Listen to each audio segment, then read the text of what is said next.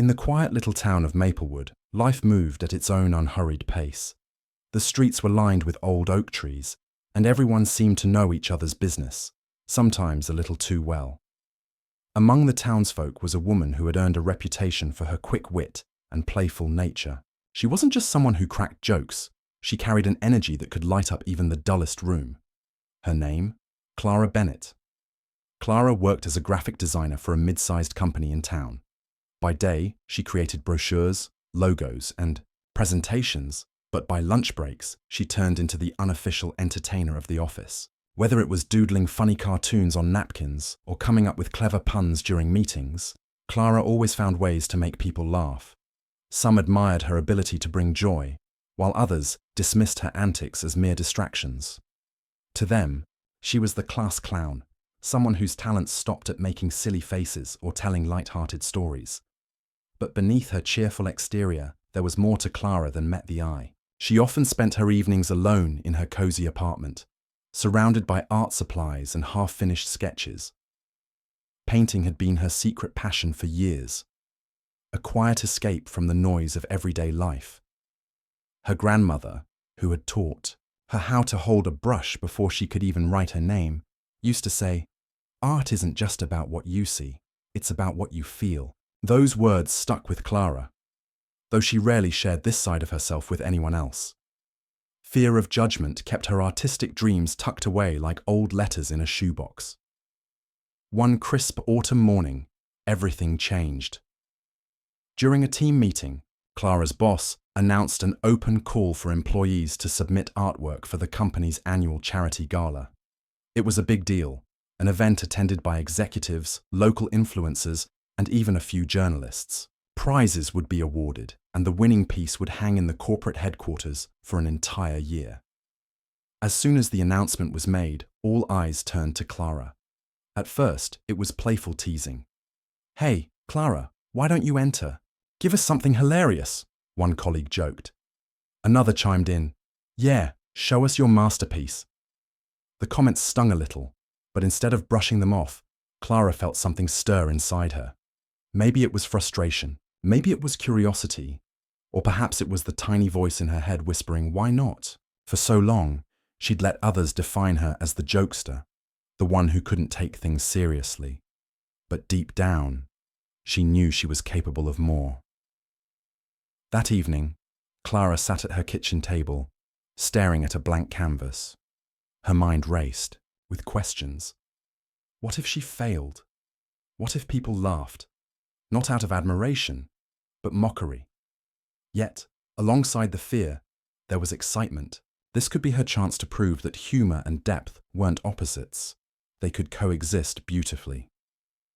As she picked up her brush, Clara didn't know it yet, but she was about to embark on a journey that would change not only how others saw her, but also how she saw herself. That night, Clara's apartment became a sanctuary of creativity. She pushed her small dining table to the side and laid out all her art supplies on the floor. Paints, brushes, sketchbooks, and scraps of paper covered in half-formed ideas. Her cat curled up nearby, watching her with curious eyes as she paced, back and forth, lost in thought. This wasn't just about creating something for the gala anymore. It felt bigger than that. It was personal.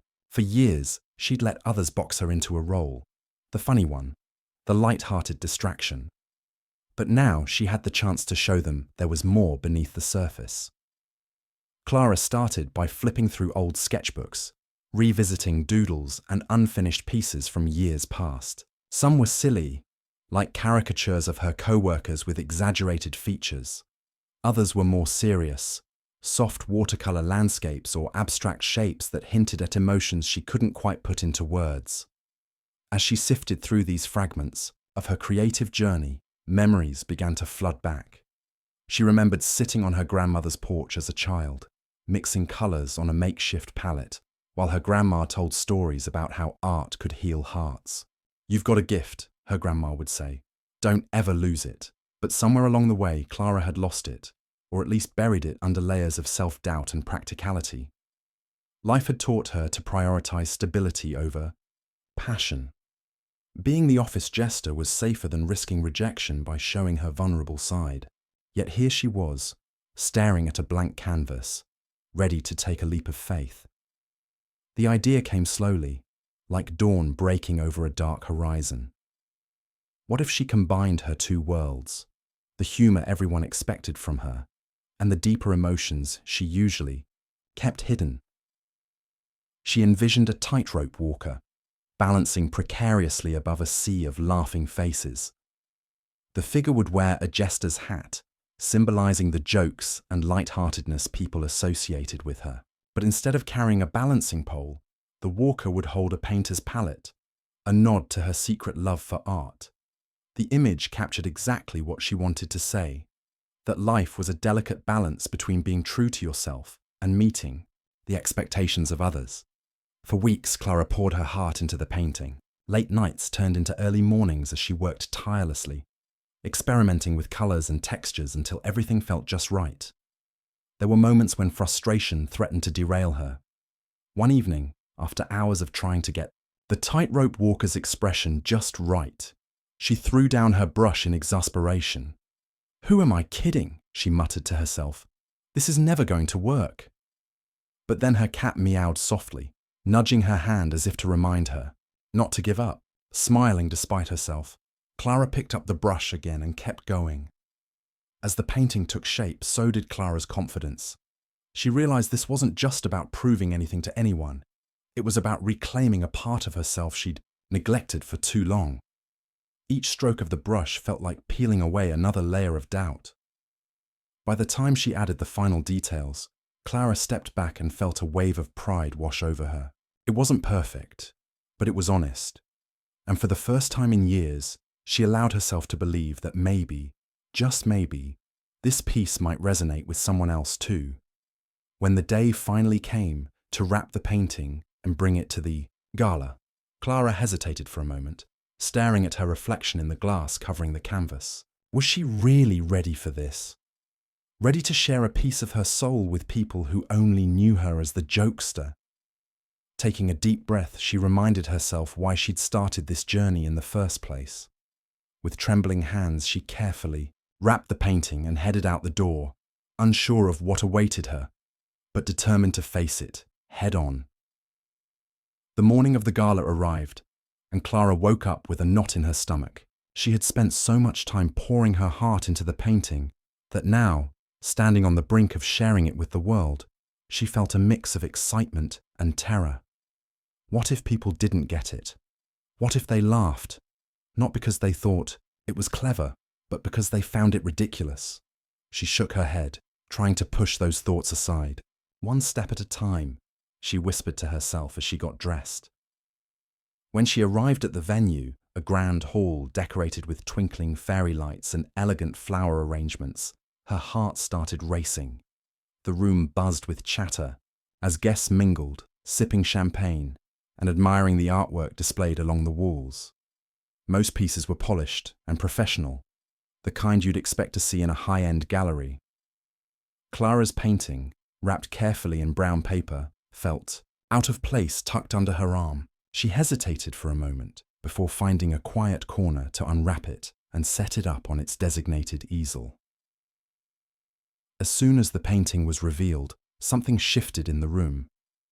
People passing by slowed down, their eyes widening as they took in the vibrant colors and intricate details. The tightrope walker stood out boldly against the swirling sea of laughing faces below. Some guests tilted their heads, studying the jester's hat and the painter's palette in the figure's hands. Others stepped closer, pointing out small touches they hadn't noticed at first. The delicate balance of the rope, the faint smile on the walker's face, the way the background seemed alive with motion. Then came the murmurs. At first, they were soft, almost hesitant, like whispers carried by the wind. "Who made this?" someone asked. Another replied, "I think it's Clara, from the office." Curious glances darted around the room until finally all eyes landed on Clara herself. She froze, unsure of what to do or say. Her co-workers, who had teased her endlessly about entering the competition, were suddenly silent. Their expressions ranged from surprise to awe, and maybe even a hint of guilt for underestimating her. A group of strangers approached her, eager to learn more. One woman said, This is incredible. It makes me feel, I don't know, hopeful somehow. A man nodded in agreement. It's funny and sad at the same time. Like, it reminds me of how we all try to keep our balance while the world laughs at us. Clara listened, her cheeks flushing with both pride and disbelief. These weren't just compliments. These were connections. Strangers were seeing parts of themselves in her work, and it left her speechless. When the MC called for attention and invited each artist to briefly explain their piece, Clara's heart pounded louder than ever. She walked up to the microphone, clutching the edges of the podium for support. For a second, she wondered if she should crack a joke to ease the tension. But then she remembered why she had created the painting in the first place. Taking a deep breath, she spoke softly, but clearly. "This piece is about walking a tightrope," she began. "We're all balancing who we are with who the world expects us to be. Sometimes laughter is the bridge that helps us cross our hardest moments." Her words hung in the air, met with a moment of silence before the room erupted into applause.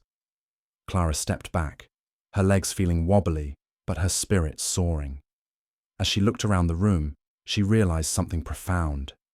This wasn't just her moment. It belonged to everyone who had stopped to look, to feel, to connect. And for the first time, Clara allowed herself to believe that maybe, just maybe, she wasn't just the jokester after all. The aftermath of the gala felt like a whirlwind. Clara's painting quickly became the talk of the event, drawing crowds that lingered long after other pieces had been admired and forgotten. People snapped photos on their phones, shared them on social media, and whispered excitedly about the tightrope walker who seemed to capture something universal yet deeply personal. Journalists covering the gala wrote glowing reviews, calling her work a masterpiece of humor and humanity. One critic even described it as a rare piece that makes you laugh and cry at the same time, playful but profound. At first, Clara was overwhelmed by the attention. She wasn't used to being in the spotlight, especially not for something so meaningful to her. Back at the office, her co-workers were equally stunned.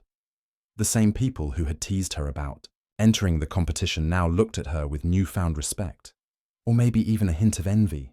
Her boss pulled her aside during a meeting and offered her a promotion to lead the creative team. "You've proven you have vision," he said, his tone serious for once. "We need someone like you to inspire the rest of us."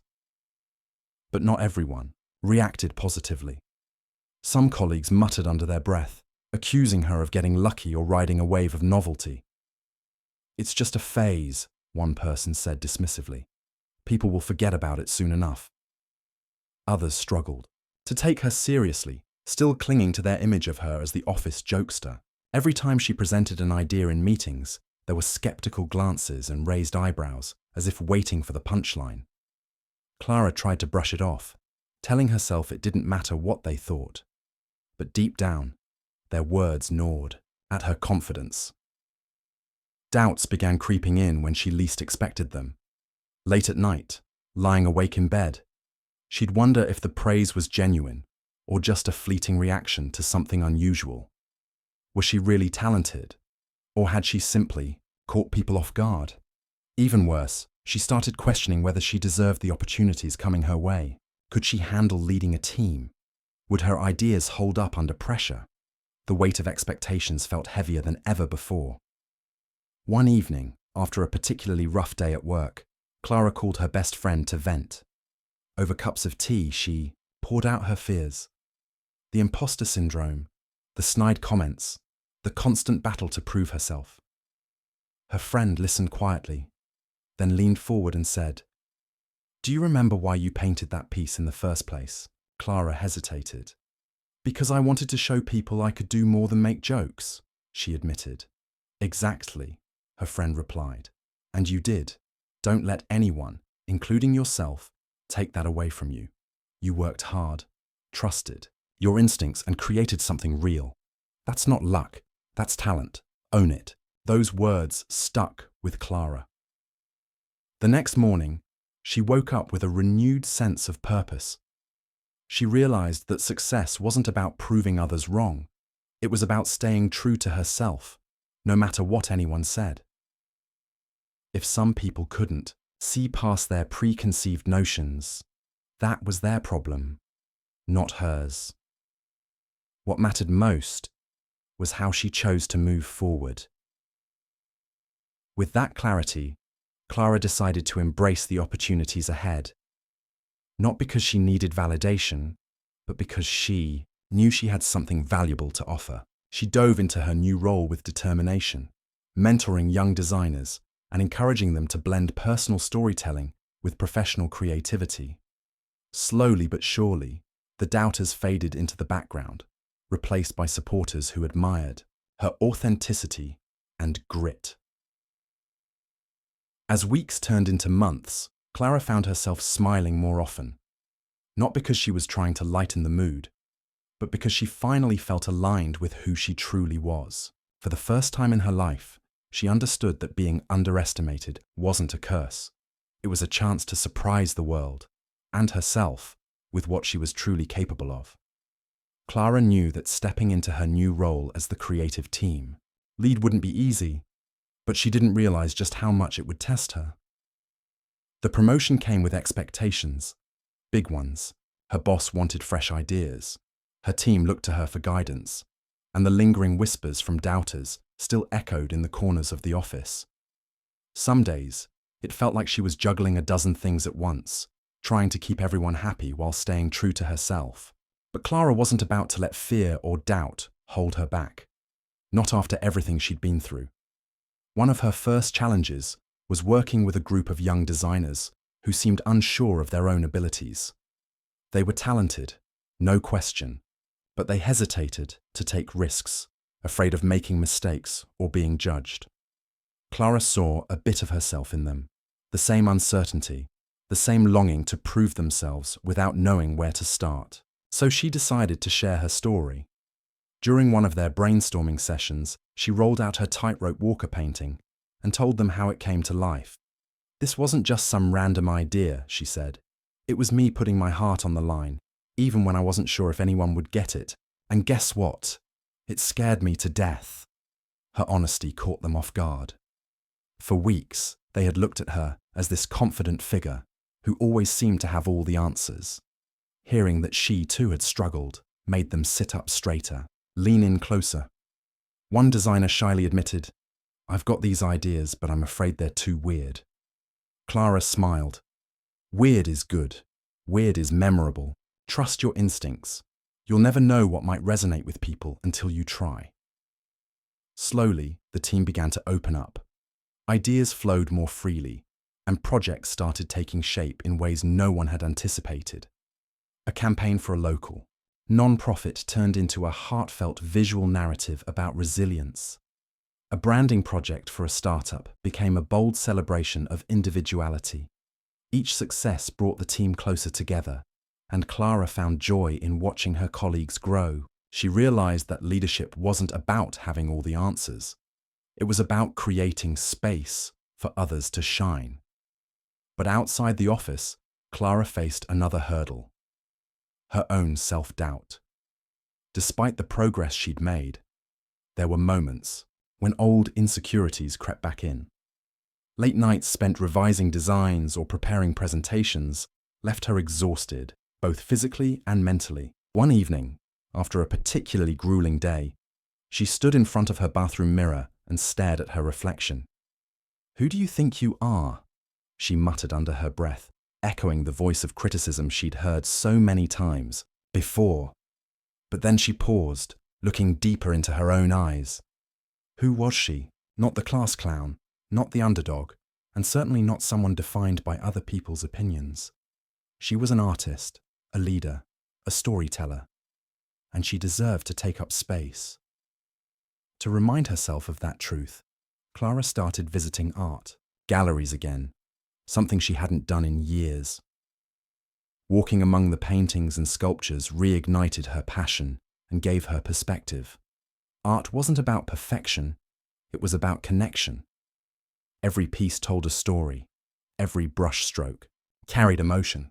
That realization pushed her to keep going, even when things felt overwhelming.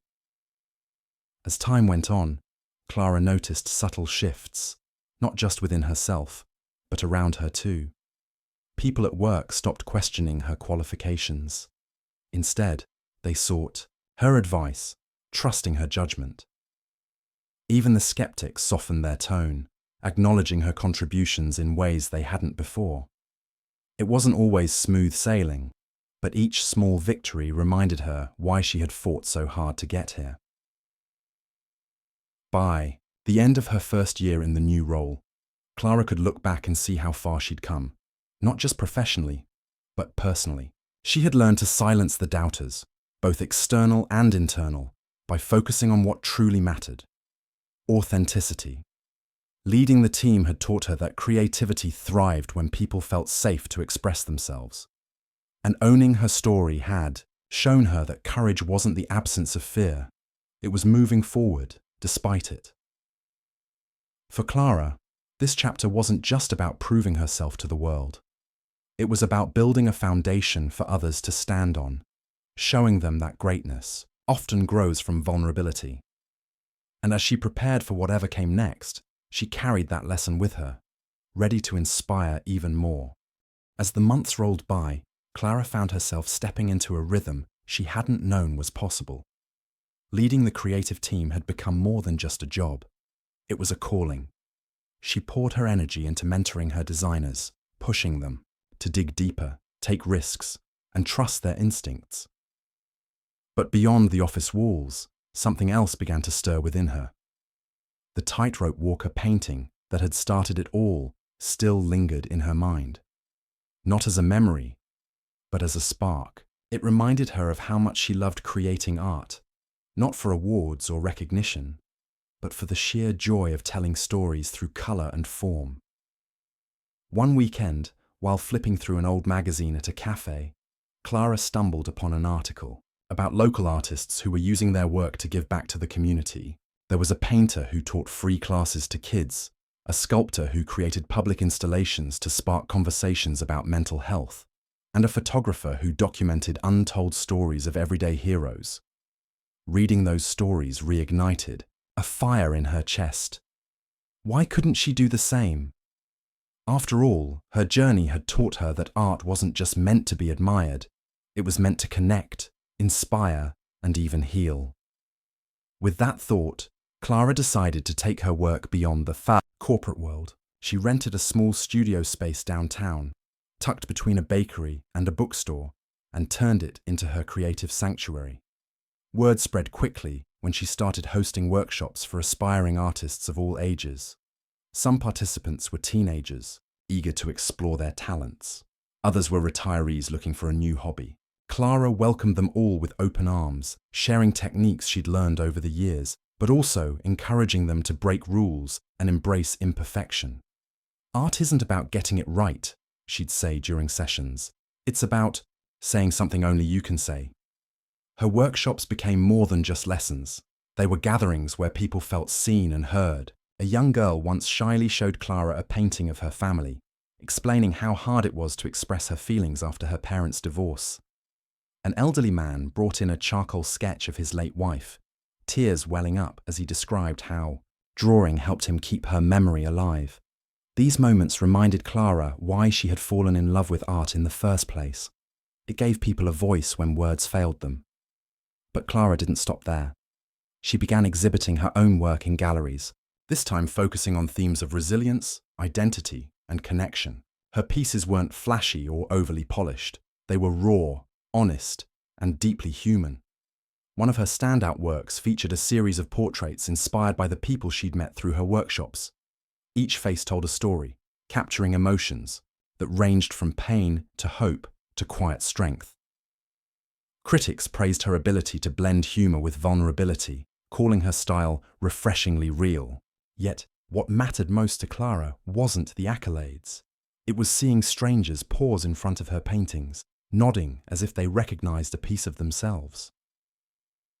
The turning point came when a local newspaper ran a feature on Clara, highlighting not just her artwork, but also her efforts to uplift others. The article struck a chord, leading to invitations to speak at schools, community centers, and even regional art festivals. People wanted to hear her story, the woman who had once been underestimated but refused to let labels define her. At each event, Clara shared the same message. We're all walking tightropes in life, balancing expectations with authenticity, and sometimes the greatest masterpiece we can create is simply being unapologetically ourselves.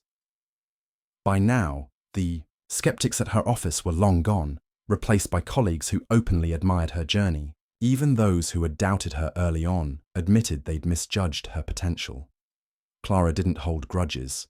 She understood that growth often came from friction.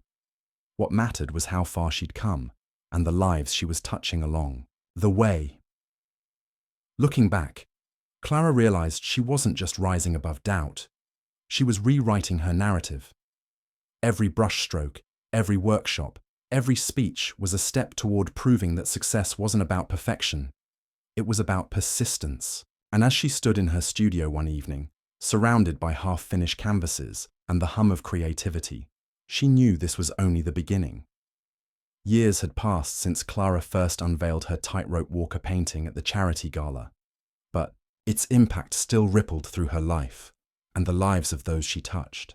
On a crisp autumn morning, she found herself standing behind a podium in a packed auditorium, addressing an audience of hundreds at a national arts conference. The room buzzed with anticipation as attendees flipped through programs featuring her name and photo. Clara took a deep breath, glancing down at her hands, the same ones that once trembled while holding a brush, and smiled. She was no longer the woman who doubted herself. She was someone who had learned to embrace every part of her journey. Behind her on the screen loomed a projection of the now iconic tightrope walker painting. It had traveled far beyond Maplewood, displayed in galleries across the country, and even featured in a documentary about underappreciated artists. But today, it wasn't just a piece of art. It was a symbol of resilience, humor, and humanity. As Clara began to speak, her voice carried both warmth and conviction. When I started this journey, she said, I thought I was making a statement about laughter, but what I discovered along the way was something much bigger. We all walk tightropes in life, balancing who we are with who the world expects us to be. She went on to share stories from her workshops, the young girl who painted her family to process her emotions, the elderly man whose sketches kept his wife's memory alive, and countless others who had found solace in creativity. Her words resonated deeply with the audience, many of whom nodded or wiped away tears. One attendee later approached her during the break, clutching a notebook filled with scribbles. Your story makes me believe I can do this too, they said softly. Clara simply smiled and replied, You already are. After the conference, invitations poured in from all over, from schools wanting her to inspire students, to organizations seeking her guidance on using art for social change. Clara accepted as many as she could, knowing how important it was to pay forward the lessons she'd learned. Yet despite her growing fame, she never lost sight of where she came from. She continued teaching workshops in her tiny studio downtown, welcoming anyone who wanted to pick up a brush, no matter their skill level. To her, art wasn't about exclusivity. It was about inclusion, a way to bring people together and remind them of their shared humanity. Back home in Maplewood, Clara became a local legend of sorts. People often stopped her at the grocery store or coffee shop to thank her for inspiring them to pursue their passions. Even her old co-workers, who had once teased her about entering the competition, now spoke of her with pride. At company events, they introduced her as the one who changed everything. Clara laughed it off, always quick to credit her team and mentors for helping her along the way. But perhaps the most profound shift happened within Clara herself. She no longer felt torn between being the jokester and the serious artist. Those two sides weren't opposites. They were complementary parts of who she was. Humor remained her armor, shielding her from life's toughest moments, while art gave her a voice to express what words couldn't capture. Together, They allowed her to navigate the tightrope of life with grace and authenticity. One evening, as she sat in her studio surrounded by unfinished canvases, Clara reflected on how far she'd come. From the girl doodling cartoons on napkins to the woman delivering keynote speeches at national conferences, her journey had been anything but predictable. And yet, looking back, it made perfect sense. Every laugh, every doubt, every stroke of the brush had led her here, to a place where she could inspire others to find beauty in their own imperfections. As the sun dipped below the horizon, casting golden light through the window, Clara picked up her brush and began working on a new piece. This time, it wasn't just about her story, it was about everyone's. Because if there was one thing she'd learned, it was that the greatest masterpieces weren't created alone. They were woven together, thread by thread, by the connections we share and the courage to keep walking the tightrope, one step at a time.